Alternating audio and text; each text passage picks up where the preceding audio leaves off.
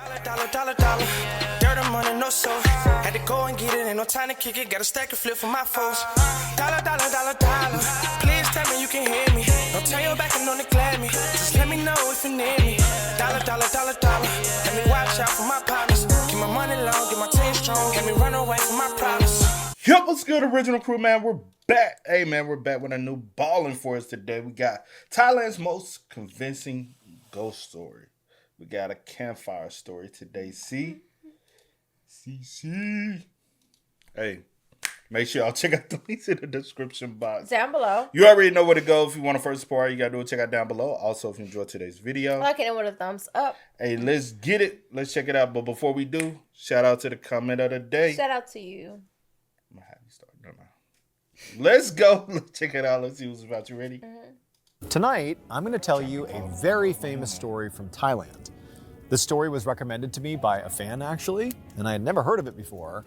But the second I started looking into this, I knew that I had to tell this one, and not just tell it, I had to tell it sitting in front of a campfire. And you'll see why. This is like classic, scary campfire storytelling.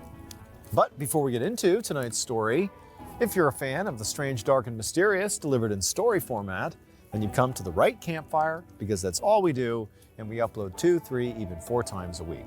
So, if that's of interest to you, the next time you and the like button are at a campfire together, offer them some nice hot coffee. But don't tell them you've put hot sauce in it. Also, please subscribe to our channel and turn on all notifications so you don't miss any of our weekly uploads. Okay, let's get into tonight's story.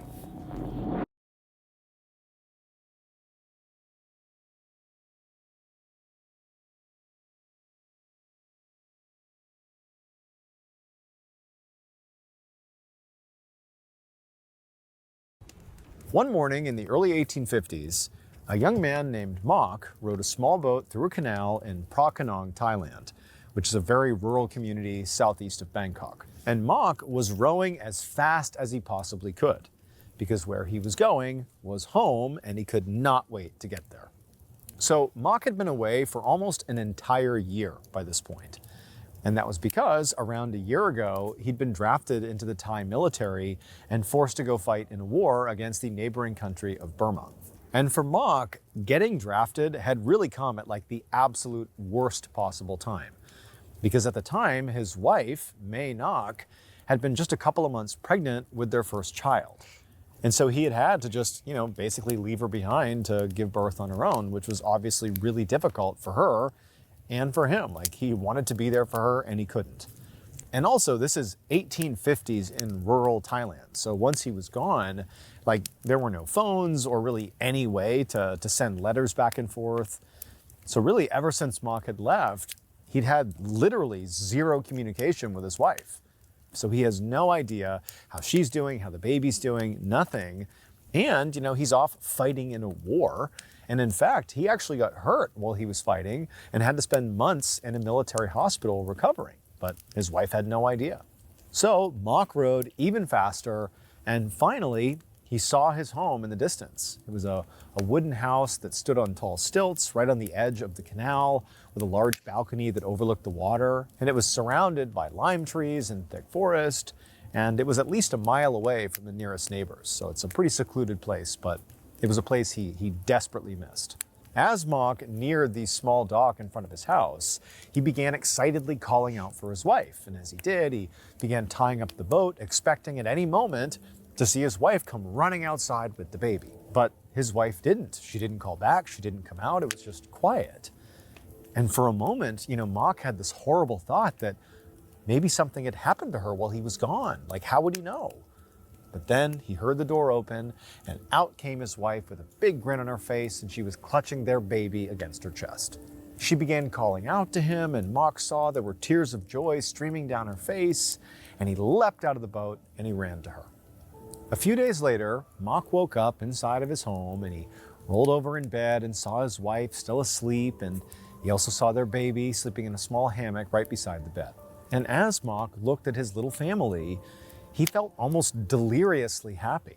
I mean, ever since he had gotten home, it was like Mok had entered this just perfect life, like just utter domestic bliss. His baby would turn out to be a boy, which he was really excited about because he had sort of secretly wanted a son. And, over the last couple of days, he had had a chance to basically tell his wife all of his crazy war stories. And she had listened really intently, and she also had gone out of her way to cook him all his favorite meals. And so he was just so grateful to be back here that he literally had not left their home at all since he got back. He just stayed home and just enjoyed this unbelievable homecoming. But on this particular morning, Mock knew he would have to leave because he had to go to the market because their kitchen was basically empty, so they needed food. And so Mock, he climbed out of bed, and as quietly as he could, he got dressed, trying hard not to wake up the baby or his wife. And then when he was ready to actually leave, he walked over to his wife and he gently leaned down and just told her that, hey, I'm gonna leave now, I'll be back soon. Now, Mock didn't really expect much of a reaction from his wife. He figured she would just sort of say, okay, see you soon, but no. As soon as she heard he was leaving, it's like her eyes opened wide and she almost looked panicked. And she sat up in bed and she grabbed Mock's arm and she actually shouted, "No!" And in fact, she said it so loudly that she woke up their baby. And so the baby's crying, and Mock, at first, he just stared at his wife in total confusion. Like, what is she doing here? And then he said, what's going on? Why do you care so much if I leave? What's wrong? And May Nok, his wife, still clutching his arm, she just kept shaking her head saying, "No, you can't leave." And then she looked away like she was trying to find the words or something. And then finally she looked back at him, and it was clear she had sort of calmed down a little bit. And she said to him that, you've been gone for so long. She just didn't want him to leave again. She said what she wanted him to do was just stay home right here. Don't leave her, don't leave their son, please. Something bad's gonna happen if you leave. You've gotta stay here. And when Mock heard this, it was actually kind of touching. The idea that his wife was, so protective of him that she didn't want him to leave. He liked that. But, he smiled and he told her yeah, but somebody has to go get food here. So I'm gonna go, I'm gonna get us food. I'll be back, in a few minutes. This is not a big deal. And then he gave his wife a hug and a kiss, and she's looking at him like, "Don't you do this." But he said, "Look, I'll be back as soon as possible." And then he turned and he left. A little while later, and Mock had arrived at the fruit stand in the market. The market was in the village center, which was a few miles from his house, but he had walked here as quickly as he could because, he had promised his wife he'd be back as quickly as he could. And when Mock went to the man who owned the fruit stand to purchase, the items that he had picked out, the owner of the fruit stand looked at Mock and seemed genuinely surprised to see him. And then he gave Mock an almost sympathetic look and then asked him, "How are you doing?" Now, Mock and the fruit stand owner were not friends, but this village was so small that everybody who lived there knew everybody else. And so, an interaction like this was not unusual. Not to mention the fact that basically everybody knew Mock had gone to war, but they didn't know he had just gotten back. And so Mock assumed that what he was asking about was basically "Hey, I can see you're back from the war. How are you doing?" Mock told the owner that, the war had been terrible, but, now he was finally home. He was back with his wife and his son. He's so happy to have a son. And so really, despite the war, he'd never been better. His life was perfect right now. But the owner of the fruit stand, when he heard this, he actually looked back at Mock with a pretty confused look on his face and was like, "Your wife is home?" And Mock was like, "Yeah, of course. Where else would she be?" The fruit stand owner was confused for a second and then just sort of shook his head and said, I thought I had heard something different, so I was just confused. And then sort of awkwardly, the fruit stand owner changed the subject and just said, "Okay, what do you want to buy?" Later that morning, Mock returned to his home, now carrying several bags of food. And as he approached his home from a distance, he saw his wife out on the balcony feeding their baby. But from the looks of it, his wife was just sort of staring off into space. Mock called out to her, and it kind of snapped her back to reality, and she turned to him, and she broke into this huge smile. And then she got up, and she walked off the balcony into the house, and then when Mock got inside, she found her waiting for him in the kitchen. And for the most part, she looked really happy and relieved to see him back. It was like, phew, thank goodness nothing happened to you while you were away for 20 minutes. Her panic was gone. She was happy to have him back. And Mock was happy to see her, but at the same time, he He also couldn't stop thinking about that strange interaction he had had with the fruit stand owner, how he had been like, "Oh, your wife's home?" Like it was a question as if he knew something that he wasn't saying. And, Mock was just thinking about it. And so as he put the food away, he told his wife, what the guy had said and how odd it was. And Mock's wife, when she heard this, she got really angry. And she told Mock that this was exactly why she had worried about him leaving the house in the first place. She said that ever since he had left to go to war, people in their village had been talking about her nonstop, spreading all kinds of horrible rumors. And so Mock asked her, what kind of rumors? What are you talking about? But his wife did not elaborate. She just angrily shook her head and then stormed back out onto the balcony. A couple of days later, Mock was out in the forest that surrounded his home, chopping down trees for firewood. He and his wife had not talked any more about the situation with the owner of the fruit stand and, the rumors that people in the town were supposedly spreading about her. Mock was ultimately just sort of puzzled by his wife's behavior. Before he had left for the war, she had always been very logical and independent. And so the fact that she suddenly seemed to care so much about what other people were saying about her and the way she never wanted Mock to leave her sight was just odd. The only reasonable explanation Mock could come up with was that, for the last year, his wife had spent a lot of time all alone with a brand new baby and with lots of fear that her husband was never going to come home. Like that would take a toll on you. And so his hope was that, now that he was home, that she would just, get better. So he was trying his best to just go about his life like normal. But just that morning when he had told his wife he was going to go out and get some firewood, she had started sobbing and begging him not to go. And it had taken him like a full half an hour to calm her down and convince her to let him go because they needed the firewood. And so Mock really didn't know what to make of this. He just hoped that, in time, this would get better. And so Mock just went about his morning, chopping down trees to get some firewood. And at some point, as he was literally chopping down a tree, he heard footsteps coming from behind him. And when he turned around, he sort of half expected to see his wife, but he didn't. He was sort of surprised to see it was this elderly man in a long robe walking directly towards him. Like clearly, this guy is coming to talk to him. Now, for a second, Mock actually didn't know who this guy was, but then he realized based on what he was wearing that he was a monk. And then as he got closer, he could see that it actually is someone who lived and worked at a Buddhist temple in their village. And so this was not a total stranger. In fact, this monk was more like a community leader of sorts. And so as Mock is sort of putting this together, he figured that the reason this guy was coming over was just to, welcome him home from the war. And so Mock lowered his axe and smiled and waved. But the monk didn't smile back.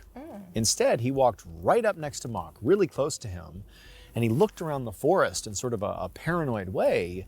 And then in almost a whisper, he asked Mock if he was alone. Mock was definitely weirded out by this and didn't have any idea why this guy was acting this way. But, Mock said, "Yes, I am alone." At this point, the monk seemed to relax, and he told Mock that he really needed to tell him about his wife. And Mock kind of perked up, like, "What are you talking about?" And the monk said that Mock's wife had become convinced that people in their village were spreading rumors about her. And she'd begun going around town terrorizing people to get back at them. At this point, the monk leaned back and gave Mock this expectant look, like he thought maybe Mock was going to apologize for his wife's behavior or something. But to Mock, this information didn't make sense. His wife definitely had talked about people spreading rumors about her, and she was acting pretty strange and paranoid. But to Mock, this information didn't make any sense. On the one hand, his wife had, mentioned that she believed people were spreading these awful rumors about her, so Mock had heard that. But the idea that she was really doing anything about it other than being upset was just false. How could she be out terrorizing anybody when she literally was at the house with him, like all day long? She couldn't. He was with her. He would have seen it. So, as respectfully as he could, Mock told the monk that he must be confused because there was just no way his wife was acting on any of her suspicions. She might be upset about this stuff, but she's not terrorizing anyone. But the monk just shook his head and told Mock straight up that, no, you're wrong. Everyone else in the village knew there was something seriously wrong with his wife. Like, everybody knows it. You're the only one who doesn't. And before Mock could say anything else, the monk said to him, if he was smart, he would leave his wife right now and he would never look back. And when Mock heard this, he did not believe the monk. Instead, he actually realized that his wife must be telling the truth about how awful everybody was being, spreading these terrible rumors about her. Like, she wasn't being paranoid at all. She had all the reason in the world to think people were out to get her or something. So at this point, Mock dropped the polite act and just told the monk to leave him and his family alone. And then Mock gathered up the wood that he had chopped down and began heading back towards his house. But the next morning, Mock just couldn't get the conversation he had had with the monk out of his mind. I mean, mostly he was just angry at whoever was making up these weird rumors about his wife that was causing, people like the monk and maybe the fruit stand owner to say the weird things they were saying. But also, Mock didn't know what these rumors actually were. He just knew that something was being said about his wife. It was upsetting his wife, but he didn't know what the details were. He figured if he did have the context, have the details, then he could shut the rumors down much more effectively. But he also really didn't want to bring this up to his wife again because he knew it would just really upset her. So he decided that what he needed to do was go back into the village market and go talk to that fruit stand owner. Clearly, he knew more than he was letting on. So that morning, Mock got up and as quietly as he could, he snuck out of the house while his wife and son were still asleep, and he hurried off to the market. And even though it was barely dawn by the time he got there was already a bunch of people that were setting up their stands. However, when Mock made his way over to where the fruit stand had been when he had gone there a couple days earlier, he found it was empty. And for some reason that Mock just couldn't even explain, this immediately gave him a really bad feeling. So instead of waiting around to see if maybe the owner of the fruit stand showed up later, Mock decided he would just go to the guy's house since he knew where he lived. So Mock left the village center and jogged to this guy's house. It was a wooden building up on stilts, just like Mock's house, except it was further away from the canal. When Mock got there, he climbed up a ladder to the porch and then he knocked on the front door. But nobody answered. And so he knocked again, but still there was no answer. And then Mock pressed his ear to the door, but he heard nothing. It was like eerily silent. And at this point, Mock just could not shake this feeling that something was really wrong here, like with the fruit stand owner. So he just reached down and tried the doorknob, and the door swung right open. But as soon as it did, Mock smelled something absolutely rancid inside of this home. And so at this point, Mock, he covered his nose with his hand and continued yelling for the fruit stand owner and began walking slowly into the home, looking around for the guy. But there was no movement inside of the home, and he's calling out over and over again. And then eventually he notices something on the ground, and he looks down and he sees it's the fruit stand owner, and he was just covered in blood and obviously dead. Mock sprinted out of the house, he climbed down the ladder and just began running away as fast as he could. And he knew that what he should be doing is going back to the village center to tell someone about what he had just found. But Mock just couldn't bring himself to do it because he just had this gut feeling that even though he had no idea if his wife was in any way involved with this death, he just felt like based on the rumors and the weird stuff with his wife, that everybody was gonna blame her. So instead of running towards the village center, Mock just began running towards his own house.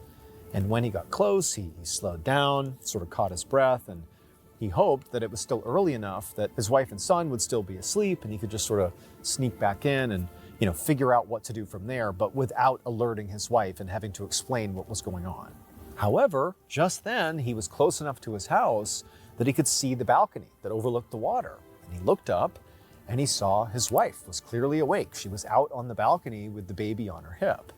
However, she didn't seem to notice Mock approaching. And so Mock, he's just walking slowly towards the house, thinking, how he's going to explain where he's been to his wife. He figured she's probably upset with him. He didn't know. But he's watching her, and she, again, not aware of Mock, she reaches up and she grabs a lime off a nearby lime tree that was sort of dangling over the balcony. And so she grabs the fruit and she pulls it off the tree and she drops it. She fumbles the lime, and the lime falls on the balcony and actually goes and falls between one of the slats on the floorboards. And this balcony is up on stilts, like the whole house is. And so the balcony was 7 feet off the ground. And so when the lime fell through the floorboards, it actually fell 7 feet to the ground below. And so Mock, he's watching this happen, and this is not like some meaningful event to him. He's just sort of, clocking that she's dropped this lime, and he's thinking she's gonna, grab a different lime, right? But no, he watched as his wife sort of almost robotically kneeled down and then put her arm into the slat that this lime had fallen through. Again, she still has not seen Mock yet. And he watched as her arm began to stretch away from her body, and down her arm went. It stretched nearly 7 feet until her hand grabbed the lime on the ground. And then her arm was making these horrible crackling sounds as it retracted back up through the floorboards. And then she had her lime. It was at that point that she turned and looked at Mock. Mock, at this point, was horrified, and he just turned and ran. And this time, he went directly to the center of the village, to the Buddhist temple, where that monk had come from, the one that had basically tried to warn him about his wife. And so Mock, he begins pounding on the door of this temple, begging the monks to let him inside and to hide him from his wife. And eventually the doors open, the monks immediately let him inside, and they do hide him. And for a little while, he's just beside himself, Mock. He can't even process what he just saw. He's telling himself that, that couldn't have happened. Her arm couldn't have stretched that far, but it looks so real. He couldn't reconcile what he had just experienced. And the monks, for the most part, just kind of let Mock have his moment of just being totally upset. But then eventually, when Mock kind of calmed down, the monk who had originally come to him to warn him about his wife, he came over to Mock and he said, I gotta tell you the truth about your wife. But they told Mock that in order to do that, Mock was going to have to agree to do something that was going to be incredibly painful. They would need him to allow them to exhume his beloved wife's long dead corpse. It would turn out that what everyone in the village knew, but Mock did not know, was that his wife and son had both died during childbirth while he was away in the war. His wife's body had literally been in the ground for months, but apparently her ghost was still around and very attached to Mock and would not let anybody get between them. It was not until Mock did give the monks permission to exhume his wife's body that they could finally stop this haunting. And so the monks ultimately carved out a circular-shaped piece of her skull and performed a Buddhist ritual to trap her spirit inside the bone. Today, in Phra Kanong, the village where Mock and his wife and his son had lived, is now home to a permanent shrine to Mae Nak. She's seen by some as a very dangerous and terrifying ghost, and by others as a symbol of love that is so powerful it transcends death. Oh, that's a deep ass story, bro. What the? You would have been scared, huh? Yes and no. I guess, yeah, maybe. Seeing something like that, maybe I would have. But the fact that he doesn't even know that this even, happened. And he thinking he coming back home to his wife and his baby. His baby. And everybody else in the village no, buddy, she actually... I figured she had possibly died during childbirth, though. That's crazy. But my thing is everybody seeing her ghost? Is everybody seeing her spirit and ghost? I guess so. To know that she's the one terrorizing people and doing stuff and... That's scary, bro. Yeah. That was what you crazy. think? Yeah, it's scary. Yeah. They had to do what they had to do. And I feel like that was the only way that he was gonna realize it his own self is he had to see it for himself. Yeah. Because other than that, he wasn't gonna believe it. Nope. Nope, not at all. That was a little deep story, though, bro. So it's her spirit behind the stand. I'm confused. They trapped her spirit within. No, I'm talking about the owner, shrine? the fruit owner, the fruit stand owner. Possibly, high chance possibility. They said her spirit basically been terrorizing people. I guess so. That was crazy though. Y'all spin us up, man. Let us know y'all thoughts in the comments for us down below. But until next time, y'all know how it go, man. I do go by the name DJ New Kid. This is See Nicole. We are. Kid and C. We Go are. and get it, ain't no time to kick it. Got a stack of flip for my foes. Dollar, dollar, dollar, dollar. Please tell me you can hear me. Don't turn your back and don't neglect me. Just let me know if you need me. Dollar, dollar, dollar, dollar. Let me watch out for my partner.